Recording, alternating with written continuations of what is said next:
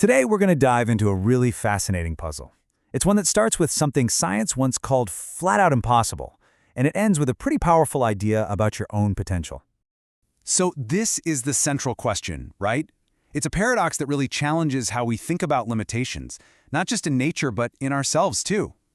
So we're going to start with a creature you've probably seen 1,000 times, but what you might not realize is that it's actually a famous aerodynamic puzzle. We're talking about the humble Bumblebee. Okay, so here's the wild idea that kicked this whole thing off. For years, based on early aerodynamic principles, scientists basically concluded that the Bumblebee, well, it physically shouldn't be able to get off the ground. The whole problem really came down to the math. The bee's body was just seen as way too big and heavy for its tiny little wingspan to generate enough lift. I mean, on paper, the proportions were all wrong. And look, this wasn't just some casual observation. After they measured everything and analyzed all the data, the conclusion on paper was crystal clear. Flight is completely out of the question.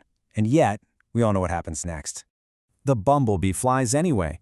So how in the world does it manage to defy the very data that says it should be grounded for life? This number right here, this is the key. A bumblebee flaps its wings about 200 times per second. That incredible speed generates a kind of power that those early flight models just couldn't explain. I love this quote from our source material because it captures the bee's method so perfectly. It's not some elegant, effortless glide like an eagle. It's a struggle, a constant battle against the air, this flutter and strain that somehow impossibly makes it rise. And this is the source's answer to the puzzle. The argument being made is that the bee isn't bound by our human calculations because it's operating under a totally different set of rules, the rules of its own design. And this right here is the pivot point for the whole argument. The story of the bee suddenly becomes this powerful metaphor for the human experience. This is the crucial line. The bee never read the research papers, right? It never heard the scientists saying it was impossible. It didn't internalize that limitation, so it just did what it was created to do. So the source then turns this question on all of us, asking us to think about the limiting data we've accepted about ourselves. What are those external opinions or assessments that have told you that you can't do something? These are basically the human versions of the bee's flawed proportions. These are the data points from someone else's research paper on your life that might suggest, on paper, that your dream is impossible. So the real point here isn't just about ignoring limitations. It's about understanding where our potential truly comes from. So here you see this direct contrast. On one side, you have the world's way of measuring you, your resume, your past, your qualifications. But on the other side, this source talks about a creator's call, which doesn't care about any of that stuff. It's all about purpose.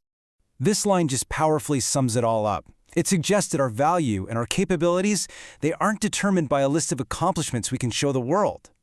This is the core concept being presented, divine design. And the idea is that every single person is built with an innate purpose, and that purpose is what truly qualifies them, no matter what the external data might say. The argument is that this inherent design is resilient. It can't be canceled out by mathematical odds or a doctor's diagnosis or some statistic. If that purpose is there, it's there, just waiting. So how does this all come together? Well, the source material leaves us with a final call to action, and it circles right back to the image of the bee. Let's be clear. This journey is not promised to be easy or graceful. Just like the bee, it might involve a visible struggle, a feeling that you're working way harder than everyone else. Yeah, it might feel like you're fighting the air, pushing against resistance at every single turn. But that effort, that's part of the process of rising against the odds. Your path is not going to look like the elegant glide of an eagle. It's going to be unique to you, maybe a little unconventional, and that's exactly the point. It's not supposed to fit the standard model. And here it is, the ultimate statement of assurance from the source.